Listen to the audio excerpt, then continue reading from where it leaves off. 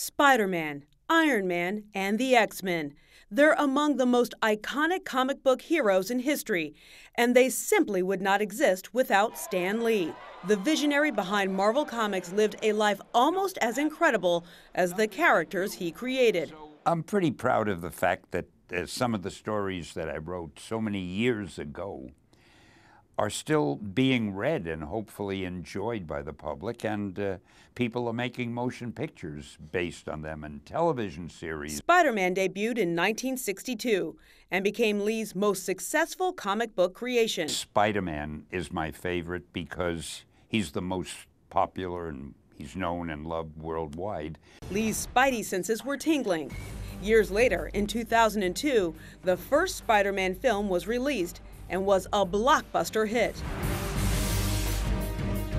As a child, I didn't really know anybody who shot webs or crawled on buildings or wore suits of armor and flew or anything like that. I just imagined them, and there they were. He also imagined Thor, the Incredible Hulk, and the Fantastic Four. They were flawed people with extraordinary powers. I never had any idea that these characters would last this long. In fact, I and the people I worked with who co-created them with me, the many talented artists, we just hoped that the books would sell and we'd continue to get our salary and be able to pay our rent. The movies have done so much for the characters. The movies have given the comic book characters even more prestige. The native New Yorker was born Stanley Morgan Lieber.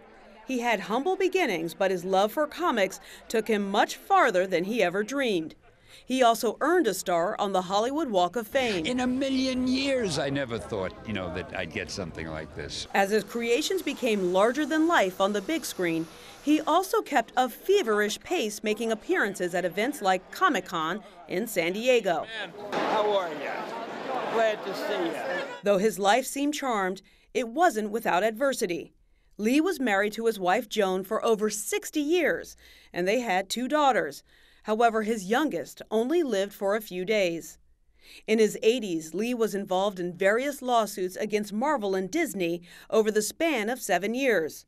In September 2012, he had surgery for a pacemaker and joked he was trying to become more like his Iron Man character, Tony Stark. To me, the most important thing in the world is to keep busy, and I'm happy to say I'm lucky enough to still be busy. The Stan Lee Foundation was also a passion project for Lee, who seemed to believe with great power comes great responsibility. What we concentrate on is education, educating children. Stan Lee! I never would have dreamed years ago that anything like this would happen. The king of comics, who was adored worldwide, was most proud of his family and his comic heroes. Perhaps Lee will be remembered as a legendary innovator with an uncanny ability to capture the imagination. Excelsior!